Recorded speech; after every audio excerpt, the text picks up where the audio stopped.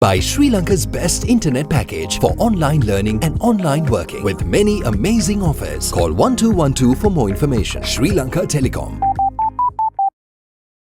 ලෙන්ගතුකම වැඩි කරගන්න ලව්ජු රුපියල් 50ට අඩු කළා. මාමේ එන්න අපිට එකක් බොමු.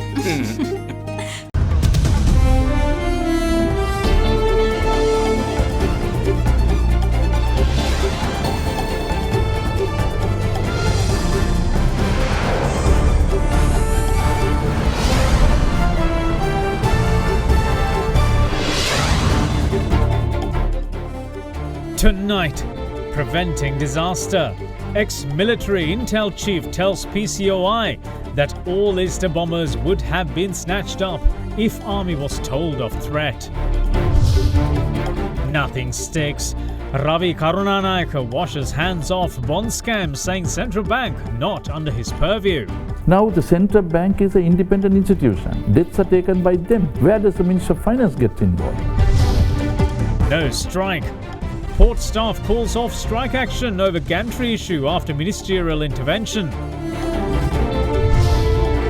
Demoted. World Bank downgrades Sri Lanka to a lower middle-income country. All that and much more coming up on First at 9. This Thursday, the 2nd of July, 2020. Nava sunlight sakura. Then dikukal pavatina sakura mal suandin. From AdaDerana. This is AdaDerana First at 9, live from Studio 24 in Colombo.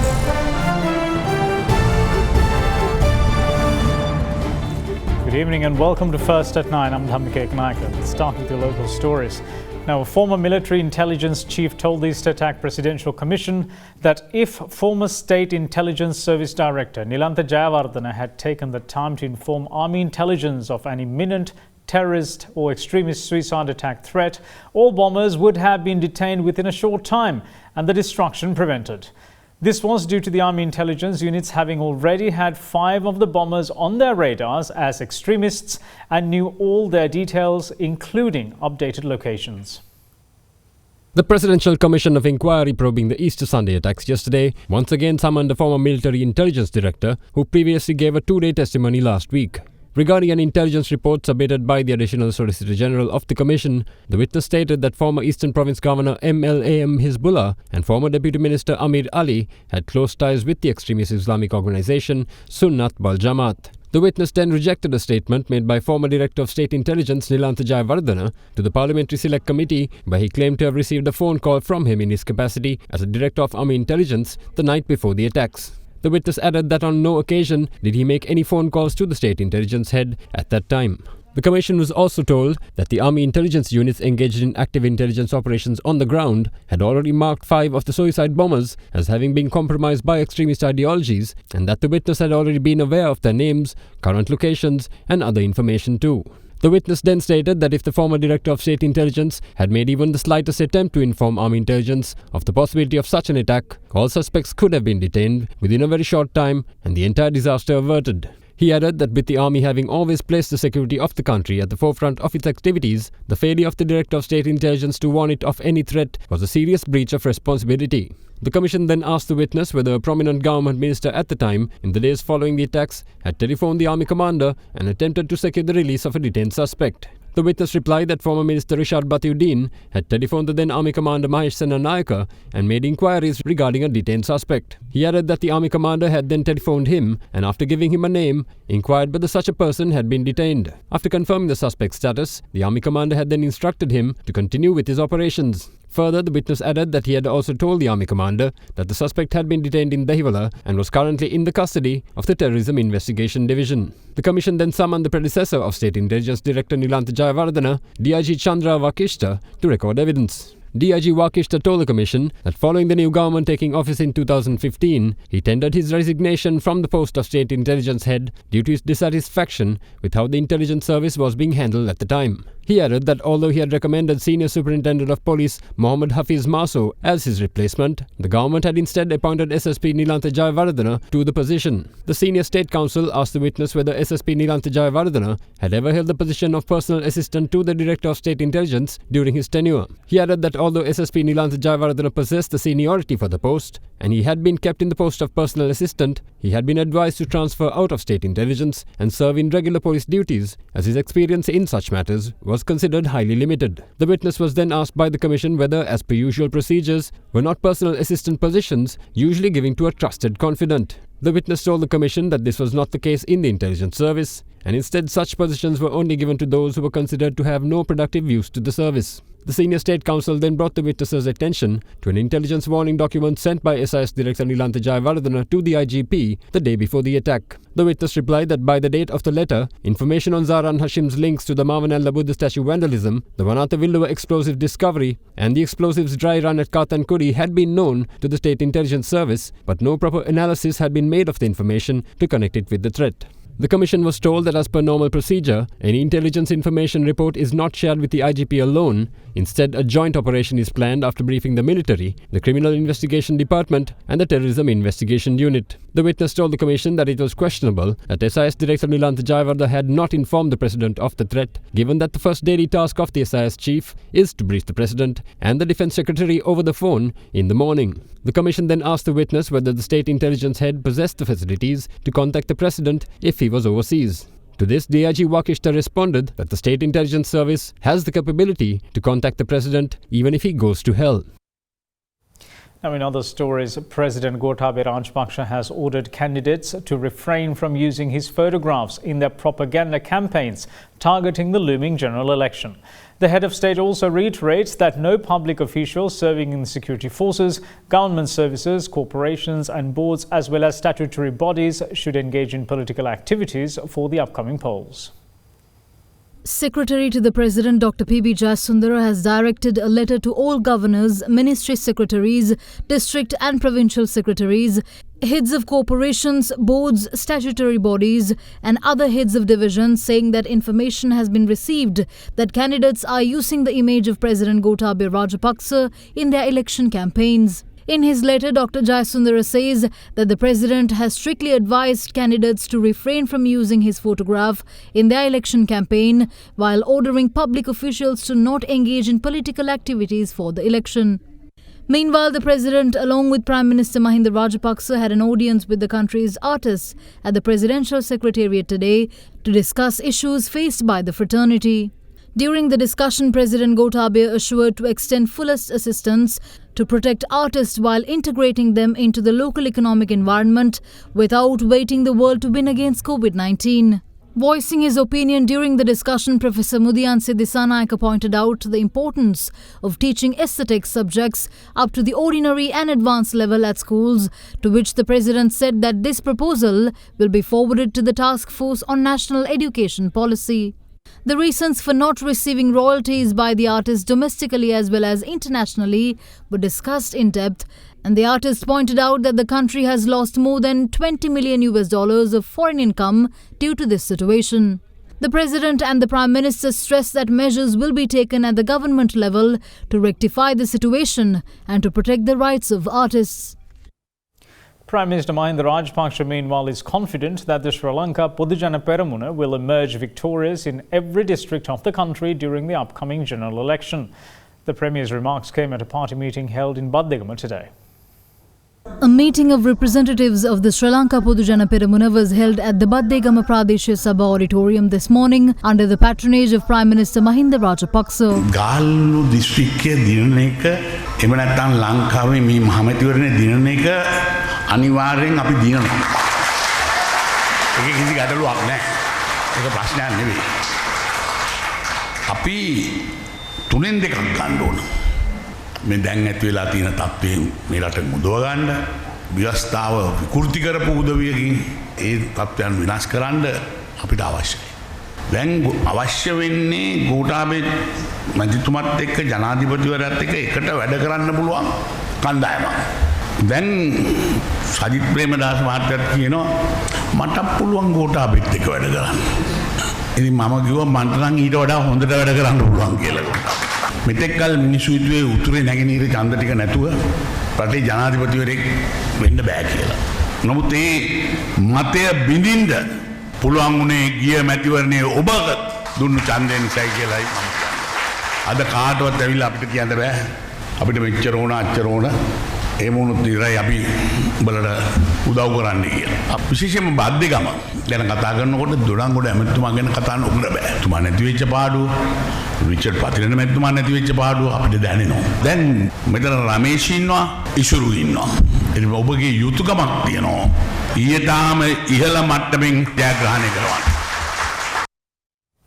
Former Finance Minister during the central bank bond scam Ravi Karunanayake rejected any responsibility for the multi-billion rupee fraud as the oversight over the central bank and commercial banks did not lie with the Minister of Finance at the time, adding that the bond scam is a storm in a teacup being brandished by those who do not understand the subject. The UNP's Colombo district candidate stated this in discussion with Indi Vriyamuatta on our current affairs program at Hyde Park. How do you intend to come around all these accusations and allegations surrounding your name and the party too? I think just a mischievous attempt made by the media, and I guess it's scandalous because sometimes without any base they basically project various accusations, and end of the day they basically end up apologizing, saying sorry, we didn't know that was the case. And even on this case, I like to get it straight off front itself by saying that I was the finance minister, but I didn't have the central bank nor the commercial banks under my purview. I mean, this is like running a tavern without arak. You know, that type of accusation, I guess sometimes is very immoral by the media institutions that take things on without any premise. So I think there has to be some scruples that is there, just because there is a calculated attempt by some people to tarnish people who can work. And I guess that has been, I would say, a style that is there in Sri Lankan politics, that anybody who can work is targeted by the people who can't work. But given the kind of accusations leveled at you, since we're talking about the central bank bond scam, and the common accusation is that you were the finance minister at the time, and also during this time you oversaw such a massive controversial deal and failed to thwart it. See, what is the bond scam? Yeah, it is just a hype in some people's minds. It's a storm in a teacup. If you basically ask what it is, I don't think any media institution is able to say what it is. It is a situation where you're asking what is this particular one that is there. This is just a common feeling that has been spread by a bunch of people who think that they basically know it all. And this is part of the officials in the central bank. And I was so happy to see the president taking the system on. I mean, for 5 years I've been saying the problem lies nowhere else but in the central bank itself. And now you could see as to how it's spearheading into each individual person. Now the central bank is an independent institution. Debts are taken by them. Where does the Minister of Finance get involved? Finance minister is the case. But here is the Minister of Finance that didn't have the central bank and the commercial bank. So it makes a case that much better. But wasn't it a shortfall in the government? What I have got to do is with what is given to me. No, I can't use her powers when it is not with us. So but that you was were part of that government. You advocated for that government, government of good governance, and it was governance. You're a stalwart. You're a senior person in the government. Yeah, that good governance thought that separation of power is the best form of internal controls that are there. So if that was a belief that was there, I mean, who am I to basically question that? Subsequently, ministers got that particular one because they thought it was not the prudent thing. But at the time I held it, it was not there. And I have to be accountable to what it is given to me. You can catch the full interview with former Finance Minister Ravi Karunanayake this Saturday at 7 p.m. on AdaDerana 24. Now, staying with politics, leader of the Samagi Janabalawege Sajith Premadasa assures better days for the people of Jaffna under a government headed by his party. Visiting Jaffna as part of his election campaign, leader of the Samagi Janabalawege Sajith Premadasa arrived at the Rajagramam Stadium in Jaffna today.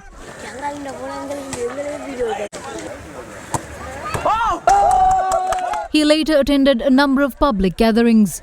ඒ දවසෙත් අද දවසෙත් යාපනයේ දිස්ත්‍රික්කයේ බොහෝ ප්‍රදේශවල රැස්වීම් පැවැත්වුවා. මට පේන විදියට ජනතාව ඒ තරම් සතුටකින් නෙවෙයි ඉන්නේ මූණු දිහා බැලුවා. මං හිතන්නේ මේිට වැඩිය සතුටක් ජනතාව තුල ඇති කරන්නට ඕන. තුමාලා දැනගන්නට ඕන විශේෂයෙන්ම මගේ මතකෙන් මම කියන්නේ බූටානය පාවිච්චි කරනවා දල දේශීය සතුට. ඒ රටවල් ක්‍රියාත්මක. ඒ නිසා ඒ දේ වැඩිය අපිට පෙනෙන්නේ තමුන්නාන්සලාගේ මුහුණු දිහා බැලුවම. හැබැයි පස්වෙනිදායින් පස්සේ අපි මේ රටේ සමගි ජන බලවේග ආණ්ඩුව බිහි කරනකොට තමුන්නාන්සලාට තෘප්තිමත් සතුටු සම්පන්න ජීවිතයක් උදා කරන්නට අපි අනිවාර්යෙන්ම අපේ රජය තුල කටයුතු කරනවා කියලා කියන්න කැමතියි.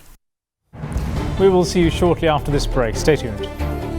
කොරෝනා වෛරසය පැතිරීම වළක්වන්න සබන් යොදා දෑත් සෝදන්න.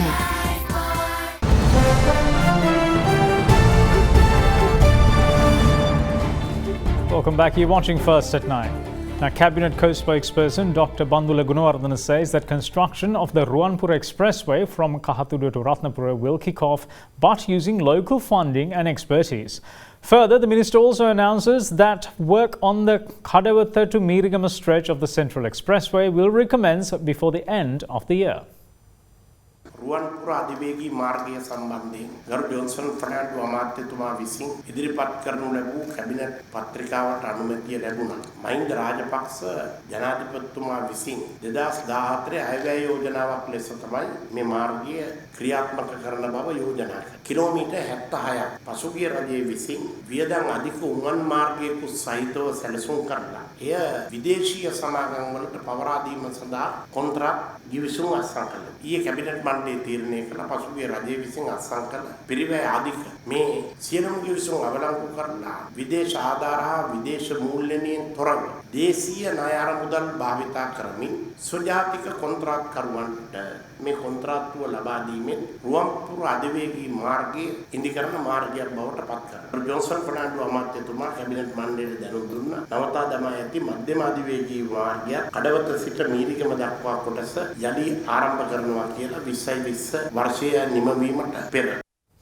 Now, the Criminal Investigation Department today took 12 officers of the Police Narcotics Bureau into custody following investigations revealing their links to heroin trafficking. 12 officers of the Police Narcotics Bureau that had allegations made against them for heroin trafficking were taken into custody by the Criminal Investigation Department today. The CID said that among the 12 is a police inspector and a sub-inspector. The suspects were produced before the Colombo Magistrate Court this afternoon. Deputy Solicitor General Dilip Puris told the Colombo Magistrates Court that the 12 officers of the Police Narcotics Bureau were taken into custody after interrogating the suspect Chandana Priyankara, who was arrested in Minuwangoda on the 12th of July for possessing 5 grams of heroin. He stated that after over 500 grams of heroin was seized by the Police Narcotics Bureau in the months of April and May, the 12 officers had tampered with the drugs after it was sent to the court evidence room by removing a portion of the heroin and substituting it with salt and Ajinomoto. The 12 officers had then attempted to sell those drugs. It was revealed that the officers were instructed by Gihan Fernando, a disciple of Makandure Madosh, through Kottave Ranjit, also known as Loku.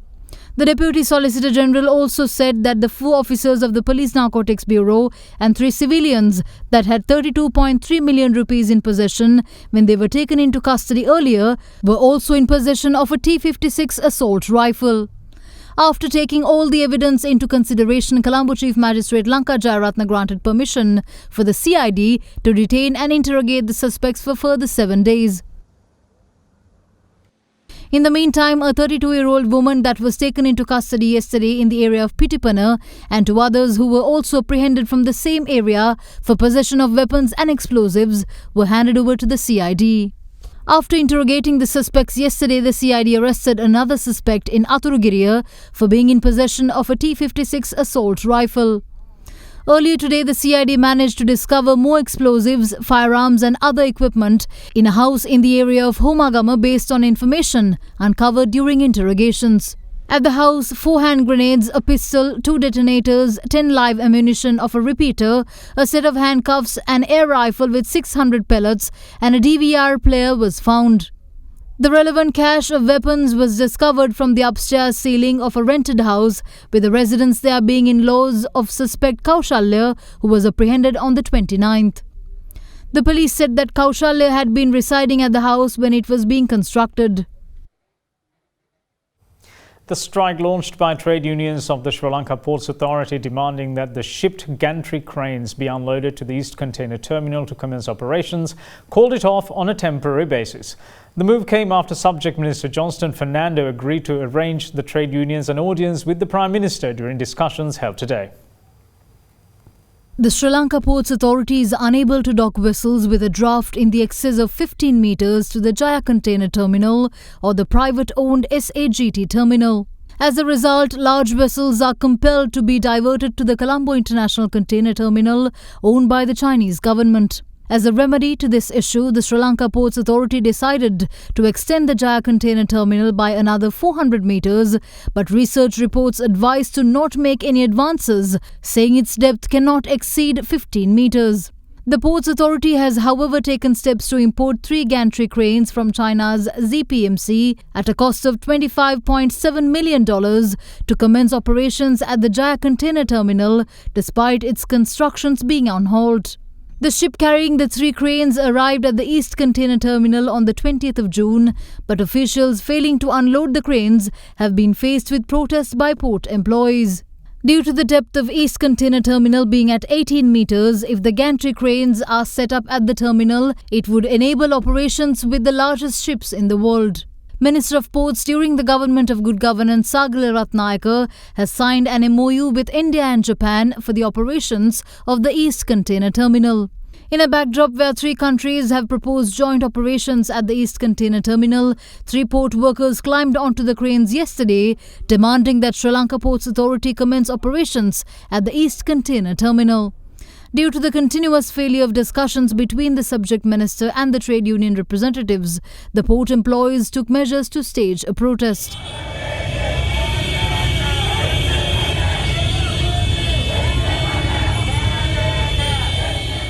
However, another discussion took place between port employees and Minister Johnston Fernando this afternoon. During the talks, the minister had promised the trade union representatives a discussion with the Prime Minister. Following the discussion, port employees who protested by way of climbing onto the gantry cranes temporarily called off their protest.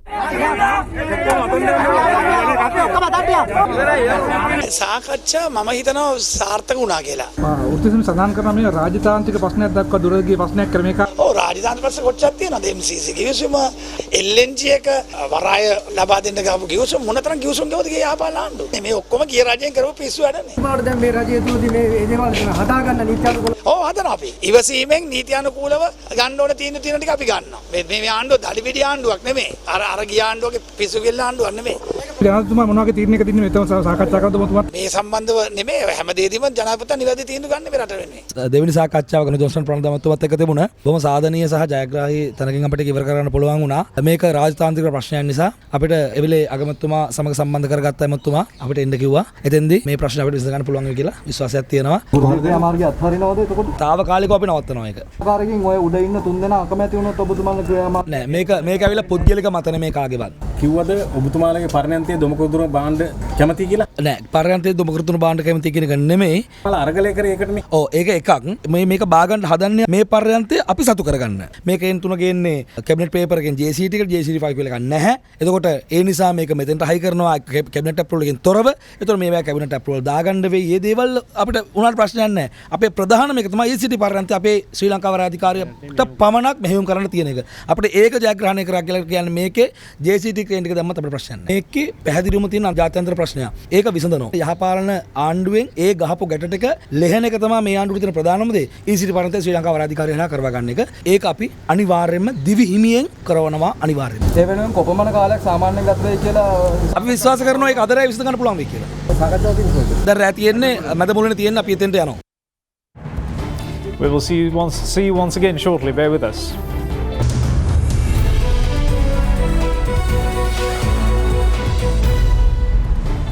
Welcome back. Now, the World Bank has downgraded Sri Lanka from an upper middle income country to a lower middle income country. The change in classification comes in the World Bank's latest country classifications by income level. Algeria and Sudan are the other 2 countries that have shifted to lower category along with Sri Lanka. The World Bank assigns the world's economies to 4 income groups: low, lower middle, upper middle and high income countries. Meanwhile, these classifications are updated each year on the 1st of July and are based on gross national income per capita in current US dollars of the previous year. After recording $4,060 last year, by the 1st of July this year, the island's gross national income per capita has reduced by $40 to $4,020.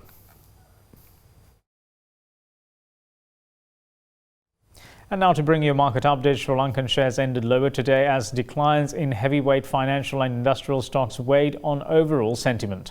The benchmark CSE All-Share Index closed down 0.76% at 5,109.04. Now here's a brief report on today's market performance. Today we saw the market in negative territory for the fourth consecutive trading session. Today's decline in the market was a significant decline of around 39 points, one of the largest intraday declines that we've seen over a month. So this is mainly because of a correction in the market that is happening, because we've seen market moving up significantly on a continuous basis over the last 2 to 3 weeks with significant buying interest. Now we are starting to see a bit of selling pressure from the investors with higher gains over the last couple of. And in the currency front, the Sri Lankan rupee was quoted firmer at 186 rupees and 5 to 15 cents to the US dollar in spot market today. The rupee closed at 186 rupees and 15 to 25 cents to the greenback yesterday. Now here's a look at how the Sri Lankan rupee traded against other major currencies during the day.